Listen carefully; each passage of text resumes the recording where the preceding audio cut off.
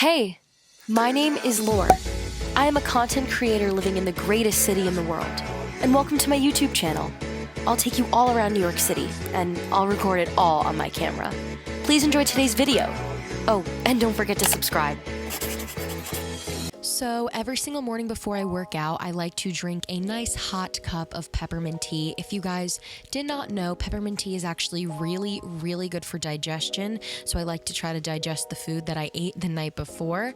This is the peppermint tea that I use, and I just add that hot water to my favorite mug.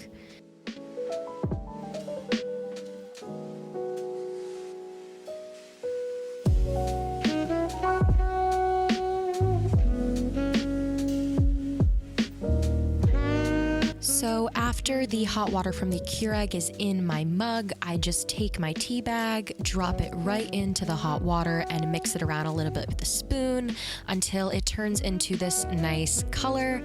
Drink a cup of it and then go on with my workout. After about an hour and a half or so of working out, I come back upstairs, get into some comfy clothing, and make myself some breakfast. The breakfast that I'm going to be showing you guys today is inspired by Maggie MacDonald, and this is just a dairy-free yogurt and fruit bowl. My favorite dairy-free yogurt is the Kite Hill Blissful in Cafe Macchiato. I also like to add about 4 strawberries to it, so these are just the strawberries that I use. And then I also add a couple of blackberries, and these are just the blackberries that I use. I also then grab my favorite cacao, which I will show you guys in a sec, and then I also grab some vegan chocolate chips. Then in this clip, I am just grabbing some cinnamon because cinnamon is so good on these fruit bowls. And then lastly, I'm just quickly grabbing a banana, trying to figure out which one is the least green so I can save them during this quarantine time. And then really quickly, I just grab myself a bowl to put all of these amazing foods into. I also just quickly wanted to show you guys which cacao nibs and vegan chocolate chips I use. On the left, we have my cacao nibs, and then right underneath it, I have the Enjoy Life vegan chocolate chips. It's actually a Canadian brand, so we love that. I don't know about you guys, but I like to wash my fruit, so I just quickly am washing the strawberries and then the blackberries very thoroughly in some warmer water to try to kill any germs. Then when all of the fruit is nice and washed, I like to just cut the strawberry hair off all 4 of the strawberries. As mentioned before, this is my favorite dairy-free yogurt. I think that the Kite Hill brand makes great dairy-free yogurt and great dairy-free cream cheese. So back to the fruit bowl, I am just scraping the excess off the lid of the yogurt just to not waste any of it. And then I also recommend you scrape out whatever doesn't come out of the actual container, just so you get the most out of what you buy. It is now time to cut up the fruit that needs to be cut, so I usually just cut the banana up into a little bit thicker of cuts, if that kind of makes sense, just to give it some, oomph to it. And then I cut the strawberries usually into 3 sections, and then, as you can see, the little butt I don't eat, and I just eat myself.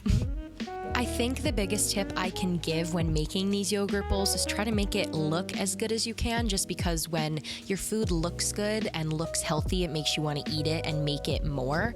So I did not do the best job of making it look very cute in this clip, but it usually looks a little bit better.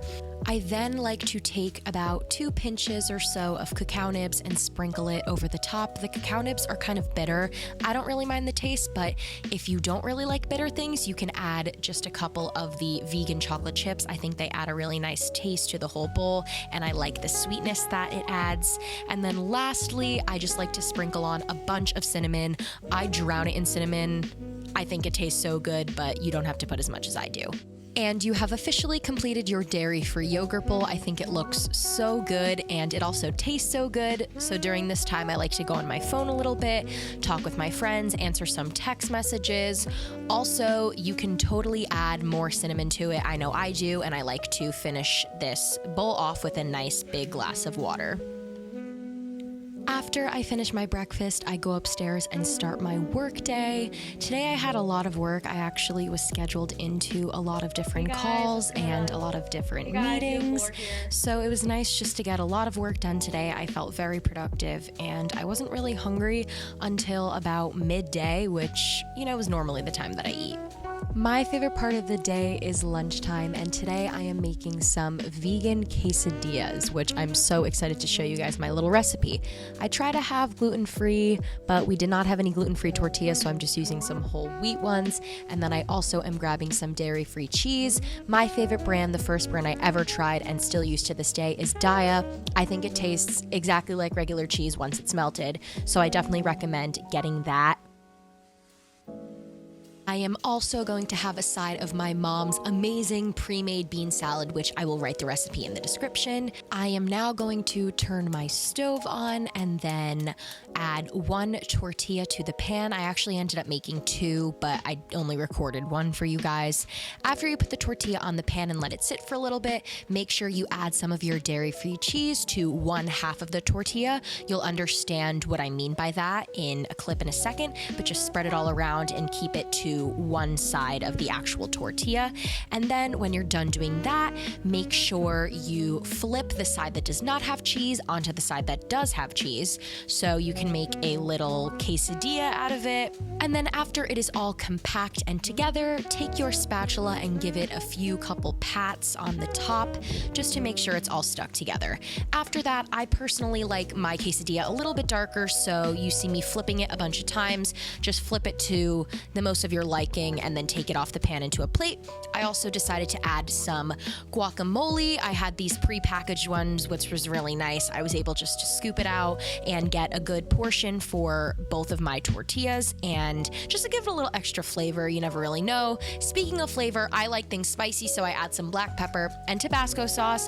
Sprinkle that on. You will see that I add a lot of black pepper and a lot of Tabasco sauce just because I love it spicy and hot. To continue that, I also add some crushed red pepper just to give it a little extra oomph, and I think it turned out so good. Oh my god, me seeing this right now makes me want to eat it. And then lastly, for my side of lunch, I'm having my mom's famous bean salad. I apologize that it's pre-made. My mom made it for me for dinner last night and I didn't want to waste it, but pretty much what's in this salad is like chickpeas, black beans, pinto beans, kidney beans, quinoa, avocado. I love this recipe. My mom makes amazing bean salad, and I will definitely write it all down below so you guys can do it as well. And then after I scoop that into a bowl, I'm just gonna add some couple pinches of salt, and then you already know I have to add a bunch of black pepper to give it some flavor, and then I mix it all together, get the best of both worlds. And when I'm finished, look how gorgeous that looks. Guys, this food is so amazing. And it was actually a really nice day outside today, so my dad suggested that I ate lunch outside. I decided to take his advice. It was beautiful out today, high 50s, and I needed some fresh air anyways, so I just put my lunch on the table and I dove right in. And I like to cut my quesadilla and not like eat it with my hands, and then I just like to have a little LaCroix with it as well. It is now dinner time, and tonight I am making some gluten-free spaghetti. You can actually add meatless meatballs to this, but I did not want to do it because it was pretty late and I ate a big lunch. So I'm just getting a pot out of my drawer right now, and I usually try to get a medium-sized one so I don't waste a big one, but still have enough room to use a small one. And just gonna get some water and fill it up just about like 3/4 of the way, and then set it on the stove, turn the stove on. Also, here is the gluten-free spaghetti that I use. It's corn and rice, the 365 brand from Whole Foods. My mom actually pre-made sauce from dinner, so I just wanted to heat it up a little bit. And after it was heated up and the water was boiled, I put my spaghetti into my pot. Also, this is just a little trick that my grandma used to teach me when I was little. Break your spaghetti into 2 different halves, so not half of it cooks at one time, then the other half cooks. So that's just something I do. And then I just mix it together while it's still hard and add some salt.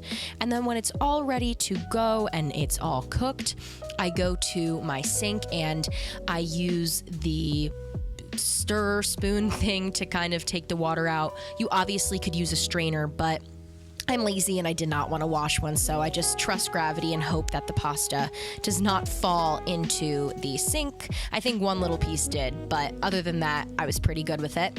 Then I'm gonna add my sauce that my mom had pre-made already, and I just add a bunch of scoops of that. I like a lot of sauce on my pasta. So then after that, I obviously will just mix it all together, get the best of both worlds, so it's evenly spread throughout the whole pasta. After it's all spread through, I will set a bowl down and just put a couple scoops into the bowl. And then after that, you guys already know I have to add some amazing crushed black pepper. I drown my pasta in this, but I bet you could already have guessed that. I also am going to add some crushed red pepper just to give it some spicy flavoring. And then I like to have my lunch and dinner with a LaCroix. I just like the taste of seltzer. It's my favorite drink, but this pasta turned out amazing, and I'm so happy I was able to eat it for dinner. I hope you guys enjoyed watching me make these amazing dishes for breakfast, lunch, and dinner. You can definitely either make these non-vegan, non-gluten-free, vice versa, whatever your dietary needs are.